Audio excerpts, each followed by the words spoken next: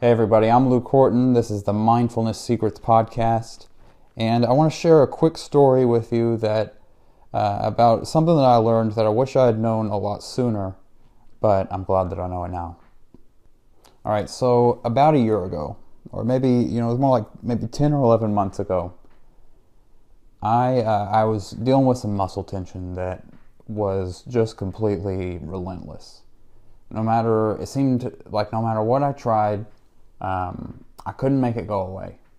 And I didn't know a lot of the tactics. I didn't know a lot of the techniques that I know now to make it go away. But I remember there was one night I couldn't fall asleep because the muscles in my stomach and my lower back were so tense and sore that it was keeping me up at night. I couldn't even fall asleep. And I remember I was getting so frustrated. And I thought to myself, I'm trying as hard as I can to relax.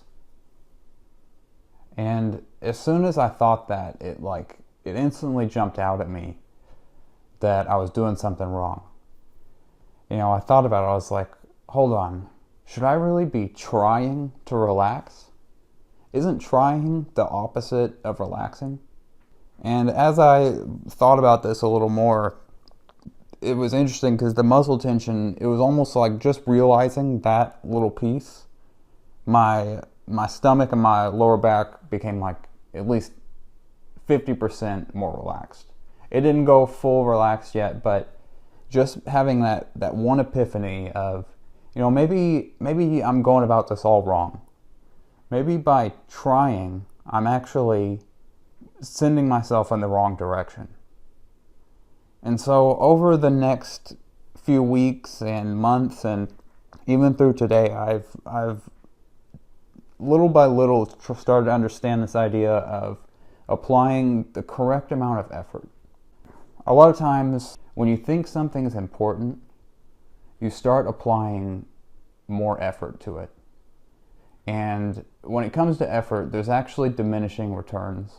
And in fact, if you apply too much effort, you can actually make yourself perform worse, just like in this example with trying to relieve muscle tension. And so the thing that I've tried to work on is not trying too hard, but not trying too easy. And just finding that perfect middle ground of effort where everything feels easy and effortless, and you're not too concerned with the outcome, and basically you've stopped trying and you're just doing. And so over the last year, I've found ways to recognize when I'm putting in too much effort. One of the signs that I've found is the breathing. Around this time that I was talking about where I thought I'm trying as hard as I can to relax, I started to notice that I was holding my breath in a lot of situations. And it didn't really make sense because I was working at my desk at work, and I would be trying to solve a hard problem, and all of a sudden I'd realize I was completely out of breath. And I'd realize I probably hadn't taken a breath in 30 or 45 seconds. And so this became a signal to me of, if I'm holding my breath, I'm probably trying a little too hard. And so what I started to do is I would catch myself holding my breath, and I would just reduce my effort level all the way down. And anything that I felt stuck on, and the stuff that seemed so hard and difficult, as soon as I tried a little less, it became easy. It was almost like self-sabotage by caring so much about the outcome and adding so much superfluous effort that you actually give yourself no chance of actually succeeding. So there's this thing called purpose tremors. And tremors, talking about tremors like when your hands shake. And doctors learn this in medical school. Because you may have heard the phrase a surgeon's steady hand. Well, they're not born with a steady hand. They actually have to practice this, and they have to overcome this thing called a purpose tremor. And basically what happens is when you're completely relaxed and at ease and you're not really trying to do anything, your hands don't shake. Your hands, in general, they basically don't shake at all unless you've got some other kind of neural disorder. But in general, your hands don't shake until you have a reason to keep them still.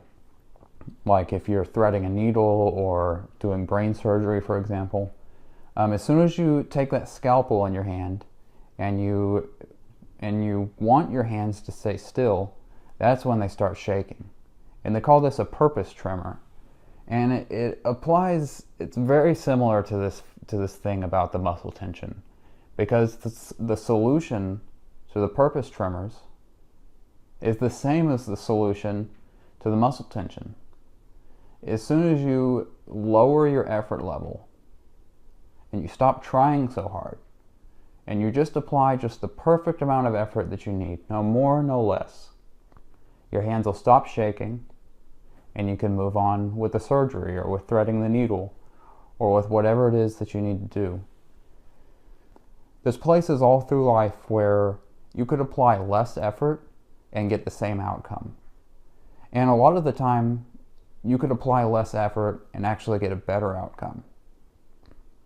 So the thing to take away from this episode of Mindfulness Secrets is to find areas in your life where you could give less effort and get the same outcome, and also find places where you could give less effort and it would actually give you a better outcome.